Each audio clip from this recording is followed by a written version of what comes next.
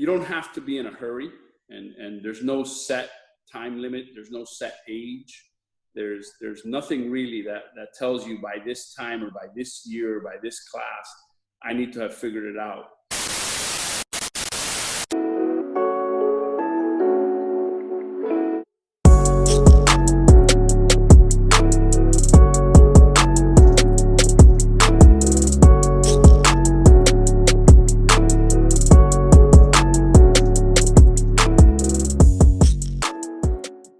What's going on, everyone? Welcome to the Mindset Podcast. Today we have a very special guest, the one and only Steve Marin, one of our mentors, father figures. The list goes on. He's been our coach in high school at ACC, and he helps Coach Juan, the current basketball coach for St. Brendan. This guy is big time. We're so excited to finally have him on the podcast.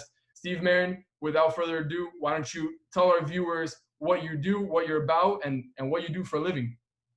So first of all, thank you.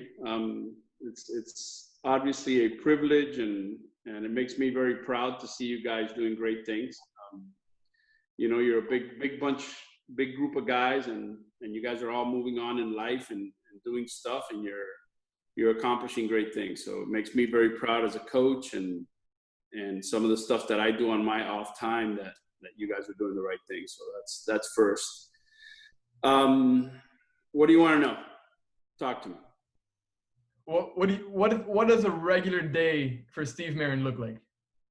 So why don't we kind of go back a little bit, so you kind of get a little bit, and I think you guys have heard this a little bit as being your coach and spending enough time with you guys. Born and raised here, only child of a single parent, public school system kid. Played football in high school and went to Heidelberg College in Tiffin, Ohio, which is now Heidelberg University. Got my education there, and then after that, I spent a couple years in D.C. Spent time working with President Bush's father in his scheduling and planning office, and kind of paid my dues in D.C. Came home, worked at a nonprofit. Wanted to start sort of my career in the nonprofit world, giving back. And I spent 9 years working at Children's Psychiatric Center, incredible 9 years, working with emotionally disturbed children and kids that had psychiatric, psychological deficiencies, problems. A lot of work with the school board, a lot of work with our 4 outpatient clinics. Somewhere along the way, I ran into campaign management. One of my friends wanted to run for office, and kind of everybody pointed in my direction, and I became a campaign manager that day. A lot of success. I think it's the closest thing to sports, closest thing to contact sports that you're going to get is campaigns. So did that for a few years. And after that, I opened up, I had just had my second son, and I opened up, a small shop called Marin and Sons. Continued to run campaigns, and at some point, I sort of had a conversation with our executive director and kind of went out on my own and went full time with Marin and Sons. At that point, we started lobbying, and what is it today? Today, it's a campaign management lobbying firm. It's a lot of strategic management too for corporate clients. We'll talk a little bit, obviously, later who our clients are and who we represent on the campaign management side. But what you asked me, what's a usual day for me, or what's a usual day for Marin and Sons? There's never, ever one day that looks like the other. It is, and like I told you, it's the closest thing to sports, to basketball, to football that I could find. Challenging, but a lot of fun. I've told folks, I say this a lot when I speak to young folks, and I think I've said it to you guys. I've never had a job in my life. DC wasn't a job, Children's Psychiatric Center wasn't a job, and God knows that Marin and Sons isn't a job. So I have a lot of fun at what I do. I found my passion, and or my passion found me, probably is a better way to say it. Yeah. That's amazing. And we're going to talk mainly today about networking. But before we get into that, I mean, my question to you is, you know, and you basically answered it with that, how important is it to really enjoy the process, through it out, and you basically said it right there. You found something, or something found you, that you truly enjoyed, truly, are passionate about, that you can not only work to do, but you can also give back. But what would you tell someone, maybe our age, looking for their passion, or basically just lost in the sauce, or trying to do everything they can to kind of find their joy, their passion, in their career?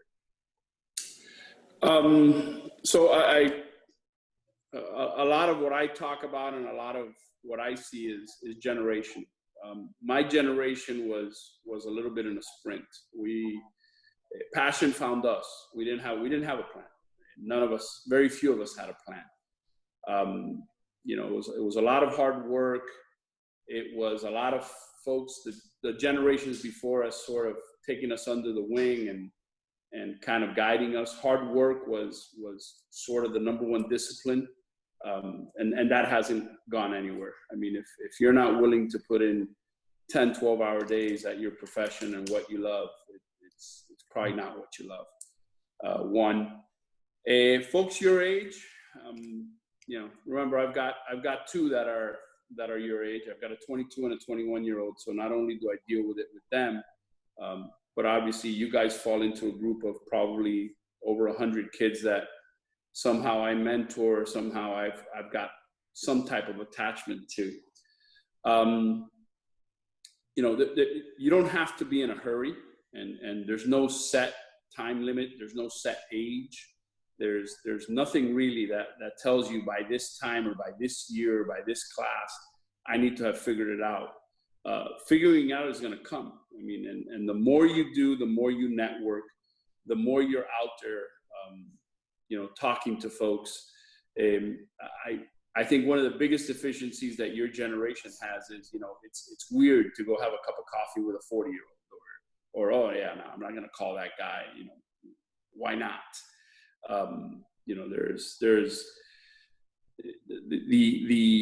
the availability or the networking part of this. It's not difficult. It's just a matter of doing it. And a lot of you have that network around you. It's just the step of actually going and doing it, the step of texting or emailing or calling somebody and say, hey man, I know you're in the marketing field and I have a little bit of an interest in that field. Can we have a cup of coffee? I want to know what your story is.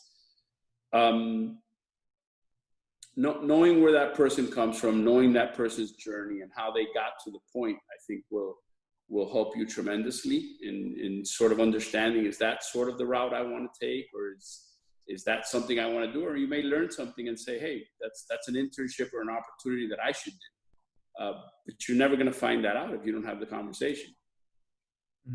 How much, Steve, I mean, there's different components that lead you to success, right? But if we're talking about networking, how much is it, in order to be successful, how much is it what you know versus who you know, right? Because we can go to school and the whole 9 yards and educated in college, and that's all great. But if you don't go out and network, if you don't go out and make those connections, how successful can you be? Every case is different, Anthony. Every case is different. I know introverts that have been very, very successful. What are the chances and probability that you're going to do better when you have a network, when you have, it's a toolbox. And to be able to reach back to your toolbox and talk to a CPA about numbers or about performance or what does it take to start this company, or to be able to reach back to, if you're going to go into the medical field and be able to talk to 2 or 3 physicians, one that works at a hospital, one that works in a private sector, in a private facility, that know-how has the values. There's no value to it because it's real. It's telling you exactly what it is. And if it's right there and all you've got to do is just one simple phone call, why not do it? And again, I think a lot of folks in your generation now, they just, maybe it's because of the texting, maybe it's because of the social media. There's not enough of that hand-to-hand sort of stuff. Everything is, well, maybe I'll send them a text next week. Well, no, today. today. Get on the phone, call them, and set something up. Yeah. No, I think, and to go off to what you said, I mean, I remember I was at your house a couple of weeks ago when we were basically talking about the same thing about, people our age that we think it's weird to go invite, our friend's dad to dinner or coffee or something just to basically pick their mind. And it basically comes down to, I mean, me and Anthony, we always agree that a lot of our friends, people in our, age group, our generation, they have a sense of entitlement that they feel like just because they were born now in this, social media era, this technology era, that they have everything at their fingertips, yet they don't really have to act on it, that they can just kind of go with the flow, that success will eventually come. And I think you said it best right now, that we have to basically step out of our comfort zone and go ahead and text, some guy that's maybe he's 40, 50 years old, but he knows so much more than us. And we have to take advantage of the people that we know, to really learn and to grow. But my next question, I know you spoke on this before, and you mentioned it when you were back in DC. How important do you really think it is to be in the room, to show up? Because me and Anthony, we always say that showing up is just half the battle.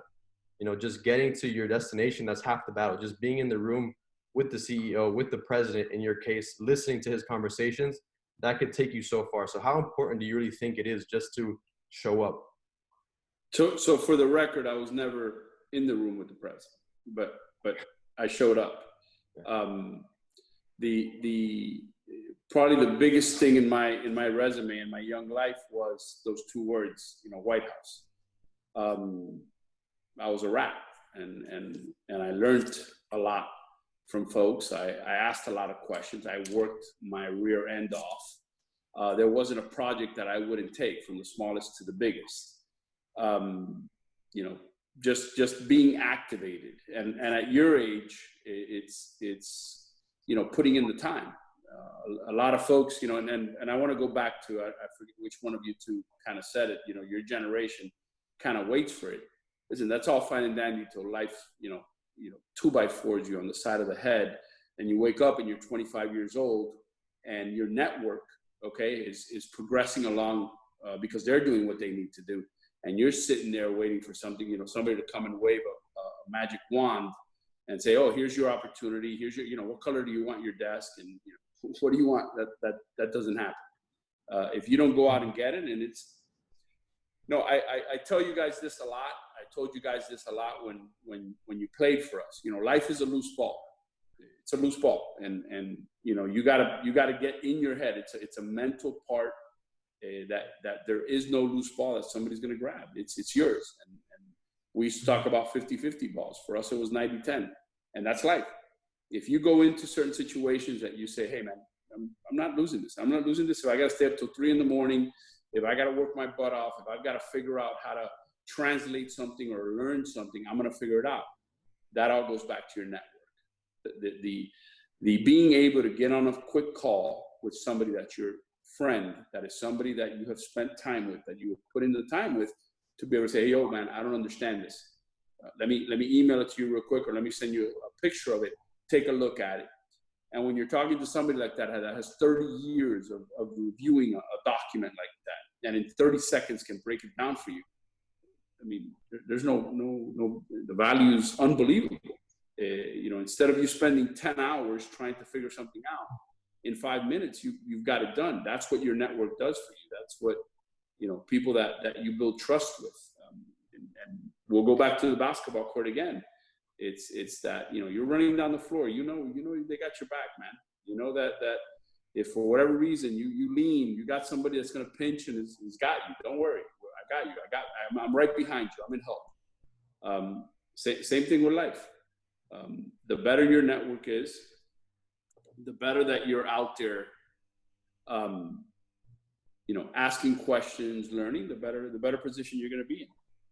I agree. I mean, look, Gabriel and I, young people, 19, 20, 21, what we don't have is experience, right? Which is, you can't put a price tag on experience. But now what we do have, in that what you probably wish you had, is more time. So it's kind of a balance. Okay, what I know that I have a lot of time left in my life. Okay, what don't I have? Experience. So what can I do? Reach out to people, reach out to you, Coach Juan, Coach Oscar, different people that have, are already there where I kind of want to be at, more or less. That way they can help me to avoid some of the problems that they went through, right? So it's just a matter of putting it together.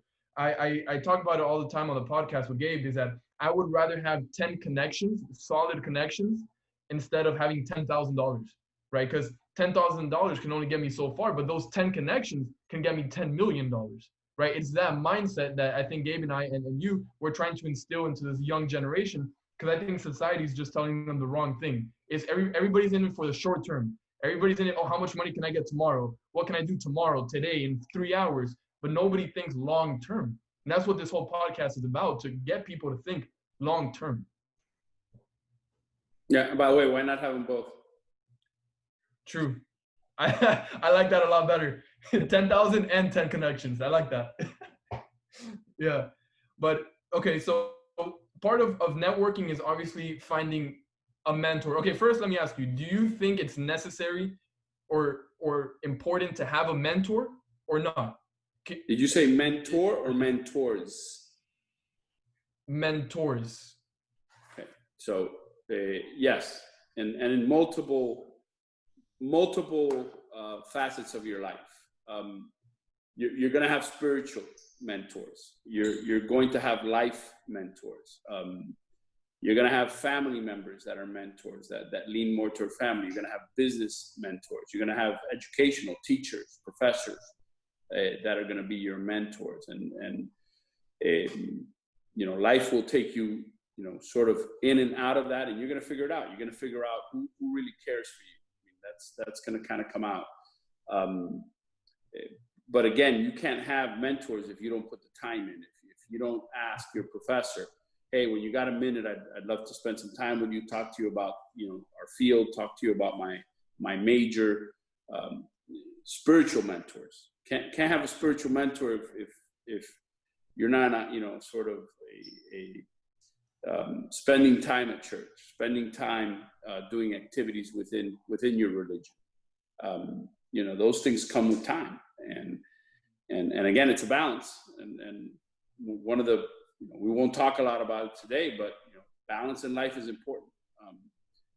Getting up every day, making sure you're doing everything you need to do mentally, making sure you're doing everything you need to do for the body, from nutrition, from exercising, and then what are you doing? What are you learning? Where are you going? Your lunchtime? Are you just spending it, wasting time, doing X, Y, and Z, or are you actually having lunch with somebody where you actually learn something, you can ask some questions and kind of move forward? Anthony, you talked a little bit about experience. You're 21, 20? I'm 19. Gabe is 20. Yeah, so that's you're too young to have experience. You're too young. I mean, you're building a resume. Obviously, your resume is very, very impressive for a 19-year-old. Is it going to be impressive at 23? Is it going to be impressive at 25?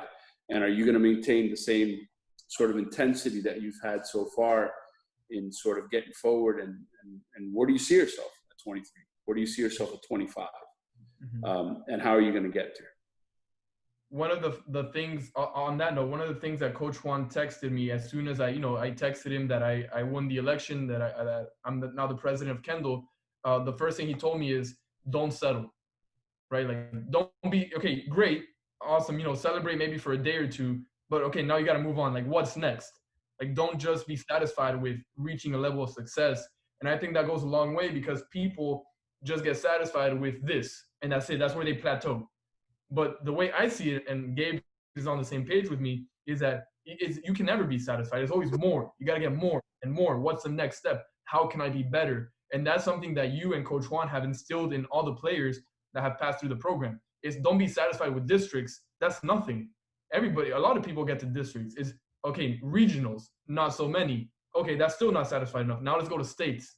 And not even getting to states is enough. We got to now win states. So it's that thought process that I thought about when I won district, there's hundreds.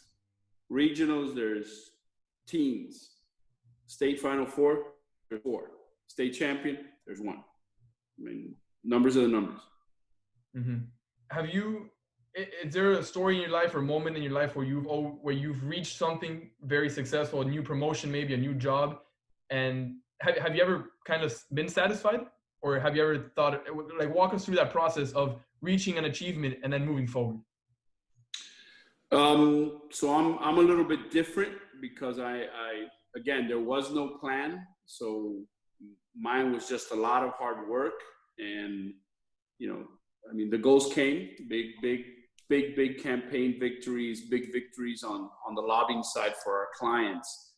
I think when you strive, to do great things, the journey is much bigger than the actual celebration, the win.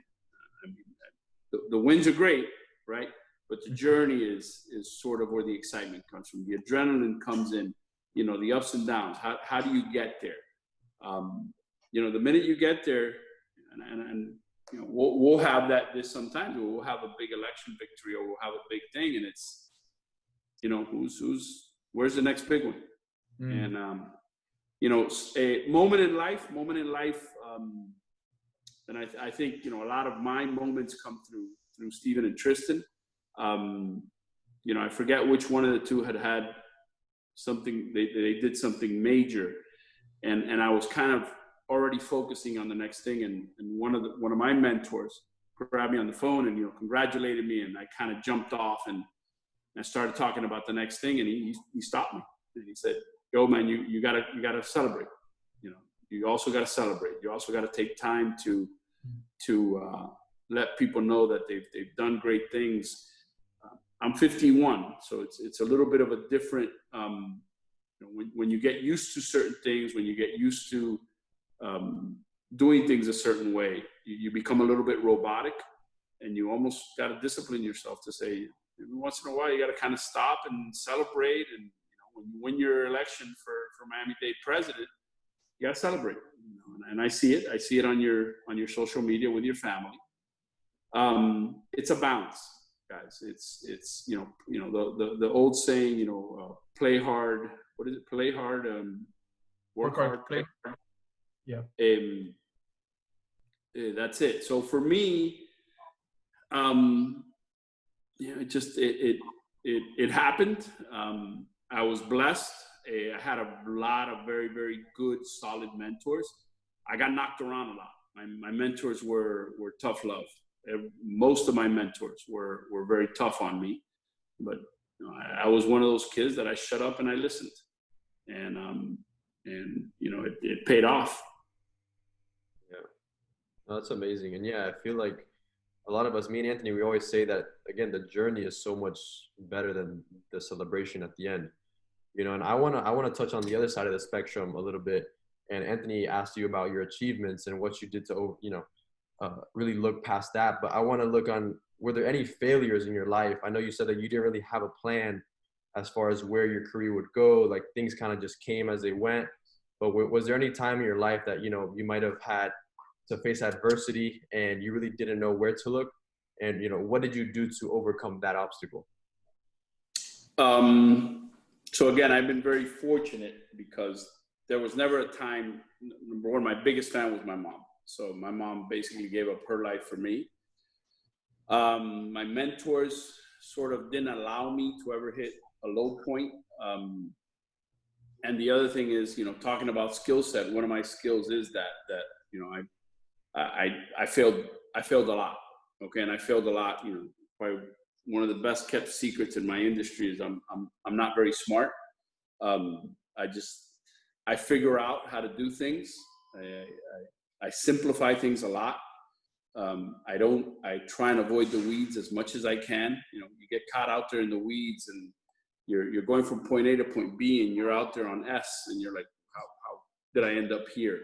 A lot of that has to do with focus. A lot of that has to do, but my generation, probably a big portion of my generation was ADD.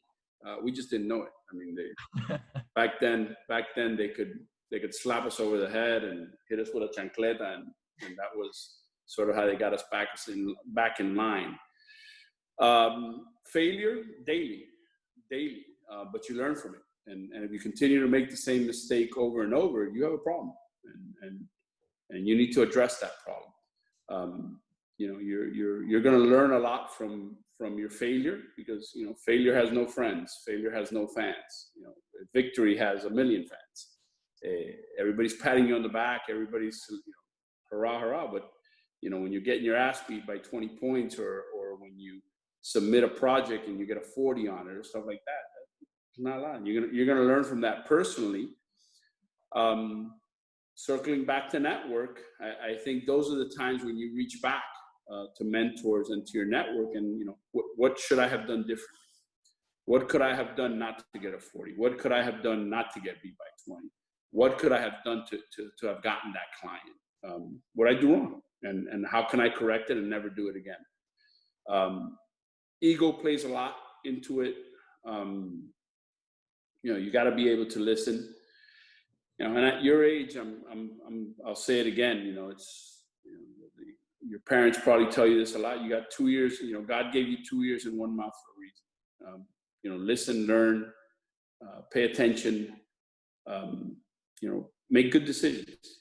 That's the other key thing is there are some fatal mistakes in life, and there's some fatal mistakes you can't run from. That'll haunt you for the rest of your life. You can't drink and drive. You can't do it. Because the minute you do it and the minute you get caught, your life pretty much ends from the standpoint of that's on your record. Academically, you have to achieve academically, and to achieve academically, you have to put the time in. There's no replacement for it. If you can give just one piece of advice to Steve Marin at 19 years old, 20 years old, just one, what would it be? Save more money. Save more money. Just spend your money wisely. Put more money into the stock market. Put more money into for a rainy day.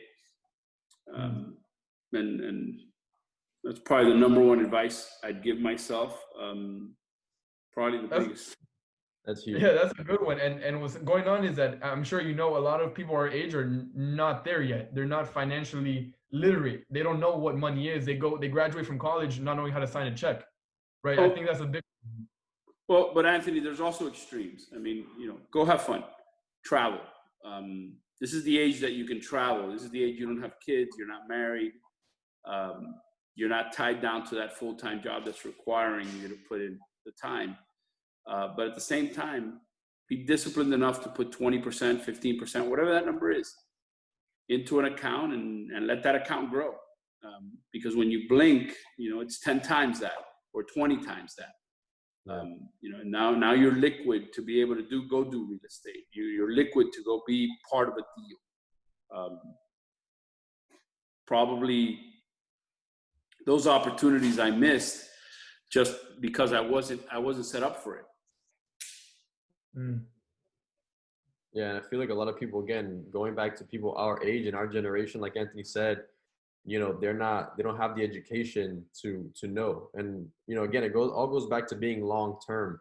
I mean, me and Anthony, we have the same mindset as far as we're thinking 10, 15, 20 years from now.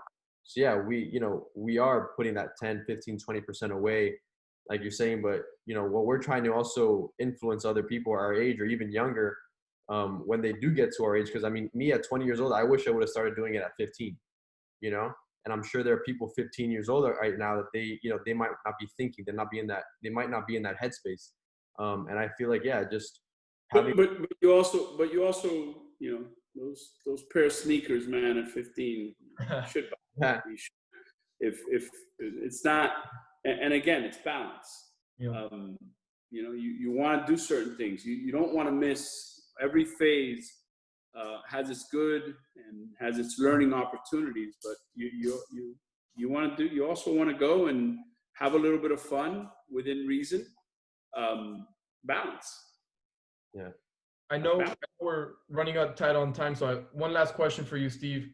And we ask all our guests, what's next for you? What does the next phase for you look like in your life?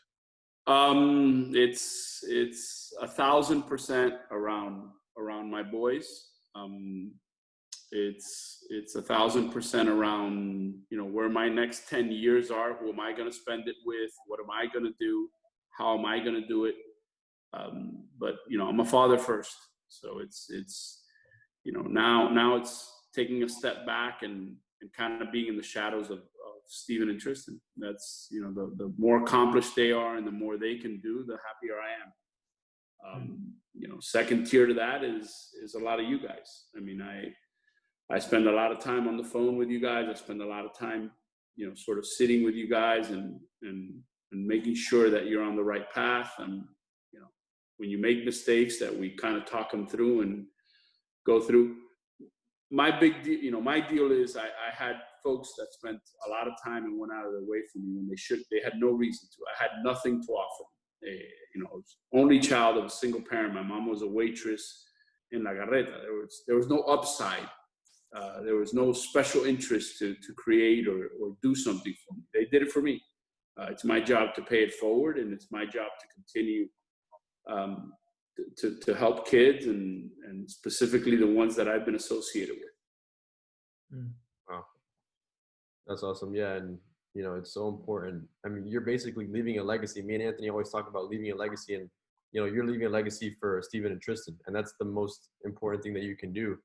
And you know, I hope in 40, 50 years from now, I can be sitting where you are and I can be paying it forward like you are. So I truly thank you for that, for everything you've done for me ever since I was, you know, a ball player back at ACC. You've done so much, not only for me on the basketball court, but, you know, in life, on the business side. I've learned so much from you.